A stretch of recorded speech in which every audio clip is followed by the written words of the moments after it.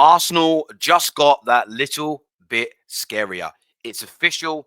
The announcement is on the way. Their new sporting director, Andrea Berta, will be at Arsenal next year. He's in for the summer.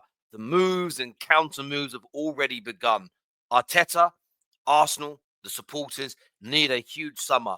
Quality signings, the money being invested well. This is a perfect step in that direction. Hit the like button. Make sure you're subscribing.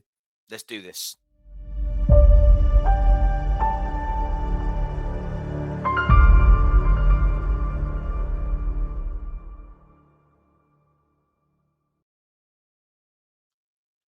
Andrea Berta and Arsenal, it's just a matter of time before the official announcement. He's already signed the deal 20 days ago to be the new sporting director at the Emirates. Now, I have seen some Arsenal fans say, why has he signed it 20 days ago and there's been no formal announcement? Well, there'll be some legal reason for that, or even a personal reason for it. Maybe there was obligations that Berta had between now and yet then and now before this could be made. They wanted this announced. I wouldn't be worrying about it. People like this in job roles of this capacity, they never really switch off. They're always working. They're always talking. They're always doing their research and talking to intermediaries and other clubs and spinning a lot of plates at the same time. So I really wouldn't, if I was an Arsenal fan, be focused on that. It would be probably the bottom of my list of things to discuss today. It matches up, excuse me, with what Berta said on the 16th of March that he will start his new chapter as the Arsenal director in the coming weeks. The plan is confirmed. The contract has been sealed as the new director, and he's already spoken with Mikel Arteta about future plans. And as that point made out, he's already started doing work without officially being in his role. I also want to say, by the way, I know the mic quality hasn't been good the last few days. I'm away traveling. I've been away on a break, and I just forgot my USB mic, and the headphones aren't particularly great microphone wise. So a lot of people have said, oh, am I okay? Am I well? It's just, yeah, everything's fine. It's just the mic, but thank you very much for being concerned. So this new guy is going to come in. Why is this so important for Arsenal? Why is this such a scary move? My terminology, you don't have to think it's scary. You don't need to overly react to that. All right. That's for you toaster people. Edu wasn't good enough. Yes, between him and Arteta, they signed some good players. Yes, they renewed some contracts of some really talented individuals. Yes, I think one thing they did do very well is they spotted the talent and players with the worst attitudes to help clear out the toxicity from Arsenal. And most players that have left have not particularly gone on to do great things at the highest level of the game. So I think that element they did quite well. But they certainly had a lot of misses in the transfer window. And the summer of 2024 was that. Summer of 2024, especially when you look back with hindsight. A lot of Arsenal fans got it right ahead of time. They were predicting it for the last 3 years, but they got it right this time. That not enough money was spent in the attacking areas. Those departments needed to be invested in. And whether it was Edu trusting what Arteta said or the other way around, the responsibility still falls upon the sporting director to ensure whatever funds were available are spent on the priority areas of the team. And Arsenal failed to do that. And they've fallen off earlier than they would have wanted to in the title race. Having a very good Champions League campaign, nobody can take that away from Arsenal. But the strength in depth was exposed, especially when the volume of injuries came into the situation at Arsenal. And for me, that highlighted that Edu is a good sporting director, did a good job at Arsenal, but ultimately they need a higher power of an elite level. And Berta's caliber, his CV, his background and his experience is very much that. Now, before we go any further, I want to shout out our sponsors today, Huel. You've got to go and check out their daily A to Z vitamin drink. Spoke to you about it yesterday. Going to speak to you again about it today. Drop the fizzy junk, the sugary junk, all the brown fizzy liquids that we drink when we just fancy something a little bit different from water, or fancy a little bit of fizz, I fancy a little bit of a kick. Please drop it. It's not good for you. It's full of chemicals, refined sugars. It's nasty. Go and check out Huel now. You get yourself a 10% discount, courtesy of me. by clicking my link below or scanning the QR code you can see on the screen.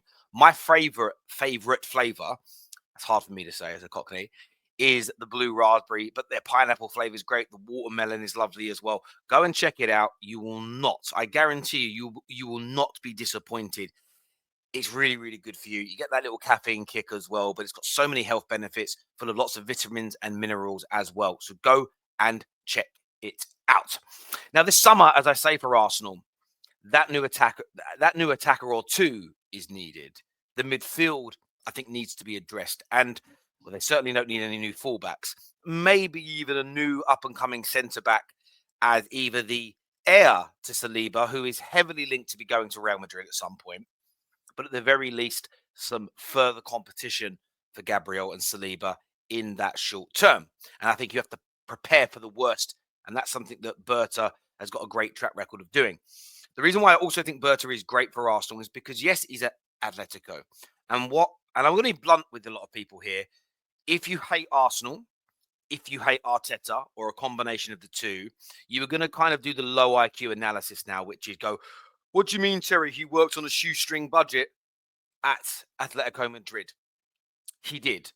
Real Madrid and Barcelona's wage bill is higher than the total income and revenue of Atletico Madrid.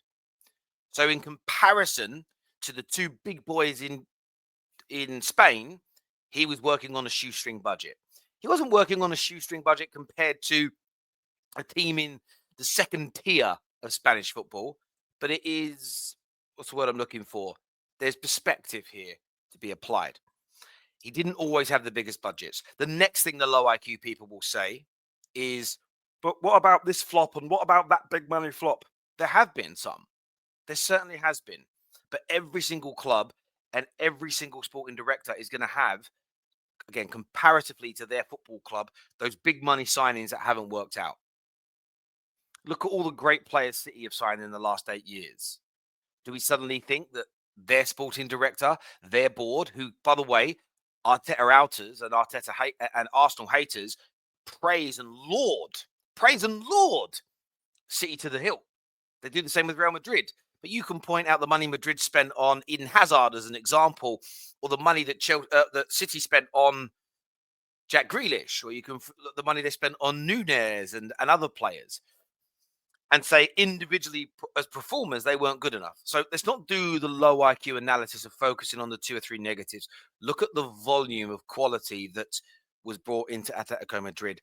Look at the squads that have been built consistently in the past decade that Berta has been part of by him and Diego Simeone, understanding they can't pay the same wages as their biggest competitors. They don't have the same consistency of transfer budgets that Real Madrid and Barcelona have.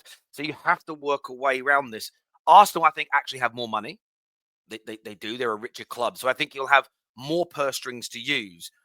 But it's about finding those nuggets. It's about going, right, we are bringing in that £50 million player. We're bringing in that £80 million player. We're going to bring in that £100 million player, like a Rice.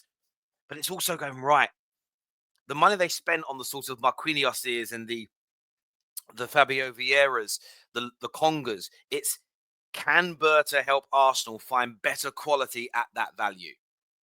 Man United, look, it's early days. You look at Dorgu that's coming to the football club. If he continues in this vein and gets better and better at £25 million, that is a snip in 2025. And that is what I am fearful. I am personally fearful. So anyone who says, I'm not scared, I ain't talking about you. I'm giving you my opinion. I am fearful of Arsenal getting even better with a sporting director of this level. And why do I say that? Because I have to be consistent in my beliefs. As great as Klopp was at Liverpool, as fantastic, as historic, as legendary as Pep Guardiola has been at Manchester City, the sporting directors and the footballing structure behind them is such a key and important component that I still think in the UK is ignored on such a high degree compared to our European counterparts. And getting that structure correct, bringing in some of the best in class, I just think can give your club an extra 10%, an extra 20% in totality. And if you think about Arsenal in the last 3 seasons, add an extra 10%, 15% to their performances, to their wins, to their points tallies, to their win percentage. Those extra margins could be the difference between the second place finishes and winning, going out in the quarterfinals or semi-finals, and or winning those trophies. And as a rival, I will always be fair and honest as best as I can be with every other club we cover. But I don't want any of you to be brilliant. But at the same time, I'm not going to play this down. I was hoping, as a United fan, that Arsenal would bring in a close friend and confidant of Mikel Arteta. They have done the absolute opposite. And for me, that is scary business indeed. Hit the like and the share button. I'd love to get your views and opinions on this. A big shout out again to Huel. Go and check it out. You won't be disappointed with their daily A to Z vitamin drinks. Again, I do about 2 of them a day, normally one early afternoon. And then if I'm working in the evening, so we've got matches on, etc., I'll have one at the start of work. And trust me, I'm not going to name the other brands because I don't want to, I'll probably get sued if I do that. But we know there are energy drinks that you can drink, right? They're just full of crap. Don't do it to yourselves. Go and check out Huel. Until next time, people, take care. Goodbye. God bless. And we'll see you all again soon. Peace.